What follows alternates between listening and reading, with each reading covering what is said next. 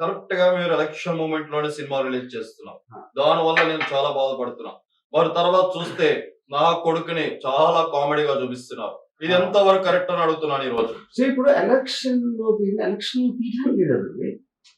Cinema తీసిందే election అప్పుడు hot topic గా ఉంటది. అందరూ మీరు కానీ మీ ప్రత్యర్థులు కానీ ఎవరైనా కానీ ఉంటారు, న్యూస్ లో ఉంటారు కాబట్టి దానికోసమే తీయడం జరిగింది. అప్పుడు ఎలక్షన్ ముందు తీస్తున్నారు అనే దాంట్లో అర్థం ఉంది. ఇకపోతే మీ కొడుకును కామెడీ నుంచి చూపెడుతున్నాను అని మీరంటే కామెడీ నుంచి చూపెట్టకపోతే ఇంకా చూపెడతారు ఎవరైనా? మీరు చెప్పండి.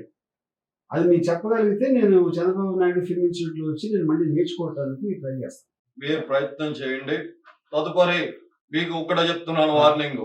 రాబోయే ఎలక్షన్ నేనే గెలుస్తాను. అప్పుడు చూస్తాను.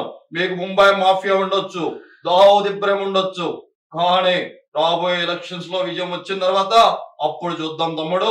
అప్పటి వరకు నేంటో చూపిస్తాను. ఏం చూస్తారు అయ్యారు అనుకుందాం, ఏం చేస్తారు అప్పుడు? అంటే ఏదో చేసేసి మీ గ్యాంగ్ తీసుకొస్తారా, లేకపోతే మీకున్న పోలీస్ వ్యవస్థని మీ నౌకర్లాగా వాడుకుని ఏమన్నా చేస్తారా? అది కూడా చెప్పండి. నేను గెలిచాక చూపిస్తాను నేనేంటనే. Okay, thank you sir.